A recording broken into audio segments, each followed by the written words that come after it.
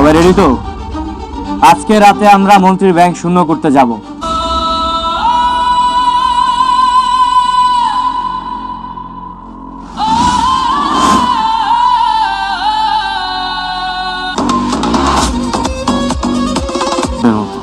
আপনারা জানেন এটা কার ব্যাংক? এটা মন্ত্রী সাহেবের ব্যাংক।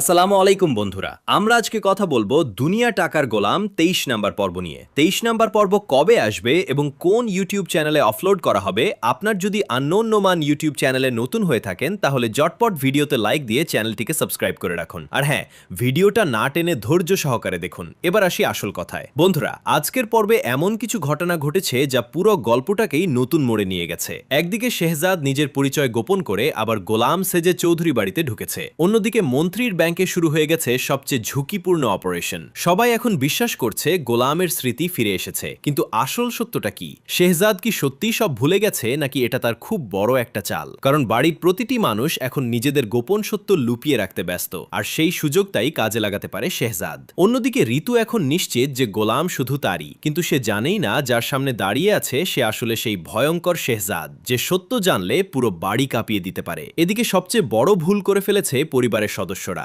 রিশাদকে 50-50 লাখ টাকা দিয়ে মুখ বন্ধ করার চেষ্টা করা হয়েছে, কিন্তু এমন মানুষ কি কখনো চুপ থাকে? খুব সম্ভব আগামী পর্বেই সেই টাকার রহস্য ফাঁস হতে শুরু করবে। আর যদি শেহজাদ জানতে পারে তাহলে তার প্রতিশোধ কতটা ভয়ঙ্কর হবে সেটা কল্পনা করা কঠিন। অন্যদিকে ব্যাংকে পরিস্থিতি একেবারে নিয়ন্ত্রণের বাইরে চলে যাচ্ছে। প্রথমে শুধু ট্রায়ালের কথা থাকলেও হঠাৎ শেহজাদ সিদ্ধান্ত বদলে পুরো ব্যাংক লুট করার ঘোষণা দিয়েছে। কিন্তু তার উদ্দেশ্য টাকা চুরি করা নয়, হাজার হাজার অসহায় মানুষের ঋণের বোঝা কমানো। তবে আইন কি সেটা বুঝবে? সবচেয়ে বড় বিপদ শুরু হয় ঠিক তখনই যখন ব্যাংকের বাইরে একটি সন্দেহজনক গাড়ি এসে থামে। নিরাপত্তারক্ষীরা বিষয়টি টের পেয়ে ভেতরে ঢুকতে শুরু করে। এখান থেকেই আগামী পর্বের সবচেয়ে বড় অ্যাকশন শুরু হওয়ার সম্ভাবনা। আমার ধারণা আগামী পর্বে আমরা দেখতে পারি ব্যাংকের ভেতরে শেহজাদ ও নিরাপত্তারক্ষীদের মুখোমুখি সংঘর্ষ। গুলির শব্দে চারদিকে আতঙ্ক ছড়িয়ে পড়তে পারে, এমনকি পুলিশের কাছেও খবর পৌঁছে যেতে পারে। আর যদি শেহজাদের মুখোশ খুলে যায় তাহলে তার পুরো পরিকল্পনাই ভেস্তে যেতে পারে। এদিকে চৌধুরী বাড়িতেও শান্তি থাকার সম্ভাবনা খুব কম। গোলামের অভিনয়ের মধ্যে ছোট ছোট ভুল দেখে কেউ একজন সন্দেহ করতে শুরু করতে পারে, বিশেষ করে যদি পুরনো কোনো স্মৃতি বা প্রমাণ সামনে চলে আসে, তাহলে সবাই বুঝে যাবে এই গোলাম আসলে গোলাম নয়। তাহলে প্রশ্ন হলো, শেহজাদ কি সফলভাবে ব্যাংক থেকে বের হতে পারবে? 50 লাখ টাকার গোপন রহস্য কি ফাঁস হবে? আর চৌধুরী বাড়ির সবাই কবে বুঝতে পারবে যে গোলামের মুখোশের আড়ালে লুকিয়ে আছে শেহজাদ? এসব প্রশ্নের উত্তর মিলবে আগামী পর্বে, তাই পরের পর্ব একদমই মিস করবেন না, কারণ সামনে অপেক্ষা করছে টান টান উত্তেজনা, বড় বড় চমক এবং একের পর এক বিস্ফোরক সত্য। আপনারা অনেকেই 22 নাম্বার পর্ব দেখে ফেলেছেন। 22 পর্ব দেখে কি বুঝলেন অবশ্যই কমেন্ট করে জানাবেন। আমি ইতিমধ্যে 22 নাম্বার পর্বে দেখেছি গোলাম কিবলিয়া নামে একটা ছেলের সাথে রিশাদের দেখা হয় এবং রিশাদ গোলামকে দেখে চমকে উঠেছে। রিশাদ গোলামকে সাথে করে বাড়িতে নিয়ে গেছে। বাড়িতে নিয়ে যাওয়ার পরে ঋতু গোলামকে দেখা অবাক হয়ে গেছে এবং ঋতুর বাবা দেখে তো হতভম্ব হয়ে গেছে। এই ছেলে কে? শেহজাদ নাকি গোলাম? আপনারা জানেন যে গোলাম বরিশাল থেকে গেছে, কিন্তু ঋতু তো গোলামকে সরাসরি ঋতুর রুমে নিয়ে গেছে গোলামকে। আবার এখানে একটা হাসির কথা হলো, ঋতুর আইফোন চুরি করে নিচ্ছে গোলাম, তারপর আবার ধরাও খেলো গোলাম। আপনারা তো সবই দেখছেন 22 নম্বর পর্বে। তো বন্ধুরা, শেহজাদ চৌধুরী কিন্তু মন্ত্রীর ব্যাংক চুরি করতে গেছে এবং ব্যাংকে হাজার হাজার কোটি টাকা। আপনারা দেখছেন সব টাকা কিন্তু ব্যাগ ভরে নিয়ে আসার সময় হঠাৎ পুলিশের সাথে দেখা হয়, কিন্তু শেহজাদ চৌধুরী পুলিশের মুখে কস্টিপ বেঁধে মুখ বন্ধ করে দেয় এবং পুলিশকে চেয়ারের সাথে বেঁধে রেখে চলে আসে। আর এই দিয়ে ফাতেমার অবস্থা খুব খারাপ, কারণ ফাতেমার কাছে রিশাদ 50 লাখ টাকা চেয়েছিল। ফাতেমা কিন্তু 50 লাখ টাকা দিয়ে দিছে রিশাদকে, কিন্তু এখন কথা হলো রিশাদ যদি ফাতেমাকে উল্টা একটা চাপ দেয়, রিশাদ তখন কি হবে ফাতেমার? শেহজাদ চৌধুরী যদি জানে ফাতেমা রিশাদ চৌধুরীকে বিয়ে করছে, তখন কি হবে ফাতেমার? বন্ধুরা, শেহজাদ চৌধুরী কিন্তু ব্যাংক থেকে সব টাকা নিয়ে বস্তিতে থাকা সব লোকের কাছে নিয়ে গেছে।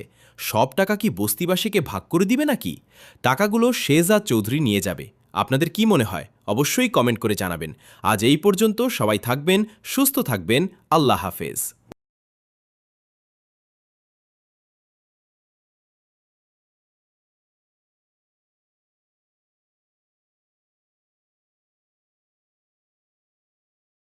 অন্যদিকে ব্যাংকে পরিস্থিতি একেবারে নিয়ন্ত্রণের বাইরে চলে যাচ্ছে।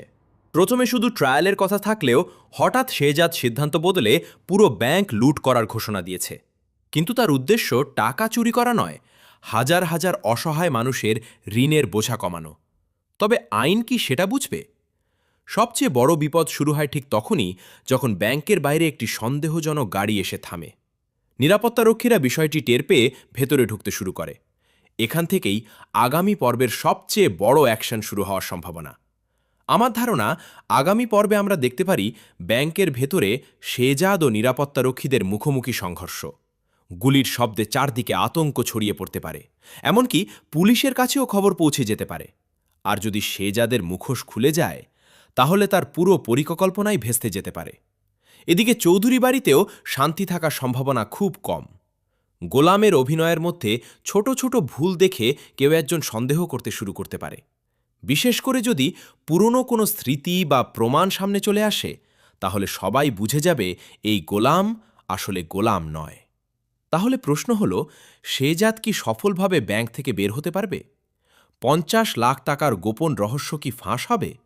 আর চৌধুরী বাড়ির সবাই কবে বুঝতে পারবে যে গোলামের মুখোশের আড়ালে লুকিয়ে আছে শেহজাদ? এসব প্রশ্নের উত্তর মিলবে আগামী পর্বে। তাই পরের পর্ব একদমই মিস করবেন না, কারণ সামনে অপেক্ষা করছে টান টান উত্তেজনা, বড় বড় চমক এবং একের পর এক বিস্ফোরক সত্য। আপনারা অনেকেই ২২ নম্বর পর্ব দেখে ফেলেছেন। ২২ পর্ব দেখে কি বুঝলেন অবশ্যই কমেন্ট করে জানাবেন। আমি ইতিমধ্যে ২২ নম্বর পর্বে দেখেছি গোলাম কিবলিয়া নামে একটা ছেলের সাথে রিশাদের দেখা হয় এবং রিশাদ গোলামকে দেখে চমকে উঠেছে। রিশাদ গোলামকে সাথে করে বাড়িতে নিয়ে গেছে। বাড়িতে নিয়ে যাওয়ার পরে ঋতু গোলামকে দেখা অবাক হয়ে গেছে এবং ঋতুর বাবা দেখে তো হতভম্ব হয়ে গেছে। এই ছেলে কে? শেহজাদ নাকি গোলাম? আপনারা জানেন যে গোলাম বরিশাল থেকে গেছে, কিন্তু ঋতু তো গোলামকে সরাসরি ঋতুর রুমে নিয়ে গেছে গোলামকে। আবার এখানে একটা হাসির কথা হলো, ঋতুর আইফোন চুরি করে নিচ্ছে গোলাম, তারপর আবার ধরাও খেলো গোলাম। আপনারা তো সবই দেখছেন ২২ নম্বর পর্বে। তো বন্ধুরা, শেহজাদ চৌধুরী কিন্তু মন্ত্রীর ব্যাংক চুরি করতে গেছে এবং ব্যাংকে হাজার হাজার কোটি টাকা। আপনারা দেখছেন সব টাকা কিন্তু ব্যাগ ভরে নিয়ে আসার সময় হঠাৎ পুলিশের সাথে দেখা হয়। কিন্তু শেহজাদ চৌধুরী পুলিশের মুখে কস্টিপ বেঁধে মুখ বন্ধ করে দেয় এবং পুলিশকে চেয়ারের সাথে বেঁধে রেখে চলে আসে। আর এই দিয়ে ফাতেমার অবস্থা খুব খারাপ, কারণ ফাতেমার কাছে রিশাদ ৫০ লাখ টাকা চেয়েছিল। ফাতেমা কিন্তু ৫০ লাখ টাকা দিয়ে দিছে রিশাদকে। কিন্তু এখন কথা হলো, রিশাদ যদি ফাতেমাকে উল্টা একটা চাপ দেয়, রিশাদ তখন কি হবে ফাতেমার? শেহজাদ চৌধুরী যদি জানে ফাতেমা রিশাদ চৌধুরীকে বিয়ে করছে, তখন কি হবে ফাতেমার? বন্ধুরা, শেহজাদ চৌধুরী কিন্তু ব্যাংক থেকে সব টাকা নিয়ে বস্তিতে থাকা সব লোকের কাছে নিয়ে গেছে। সব টাকা কি বস্তিবাসীকে ভাগ করে দিবে নাকি? টাকাগুলো শেহজাদ চৌধুরী নিয়ে যাবে। আপনাদের কি মনে হয় অবশ্যই কমেন্ট করে জানাবেন। আজ এই পর্যন্ত, সবাই থাকবেন, সুস্থ থাকবেন, আল্লাহ হাফেজ।